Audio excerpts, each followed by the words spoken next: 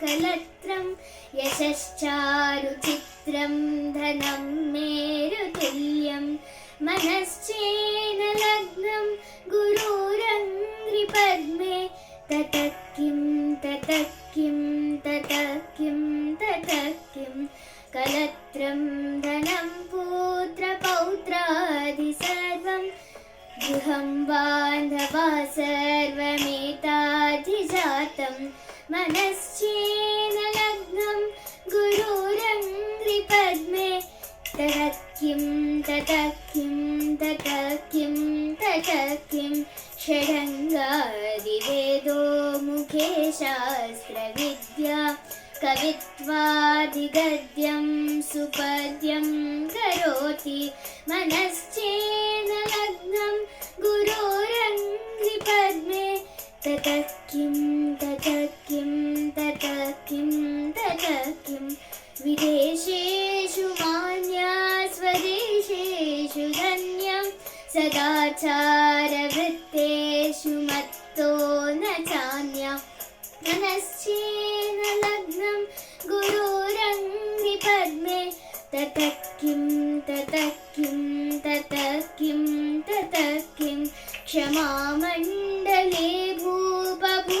भूपभूपालवृन्दै सदा सेवितं यस्य पादारविन्दै मनश्चेन लग्नं गुरोरङ्घ्रिपद्मे ततः किं ततः किं ततः किं ततः किं यशो मे गतं दीक्षितानप्रतापात् जगद्वस्तु सर्वं करे यत्प्रसादात् मनश्चेन लग्नं गुरोरङ्घ्रिपद्मे ततः किं ततः किं ततः किं ततः किं न भोगेन योगे न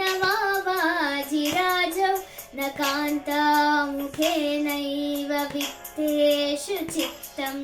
मनश्चेन लग्नं गुरोरङ्घ्रिपद्मे ततः किं ततः किं ततः किं ततः किम् अरण्येन वा स्वास्य गेहेन कार्ये न देहे मनोवर्तते मे त्वनर्घै मनश्चेन लग्नं गुरोरङ्घ्रिपद्मे ततः किं ततः किं ततः किं ततः किं गुरोरष्टकं यः पठेत् पुण्यदेहि यतिर्भूपतिर्ब्रह्मचारी च गेहि लभेद्वामृतार्थं परं ब्रह्मस्व गुरोरुक्तवाक्ये मनो यस्य लग्नं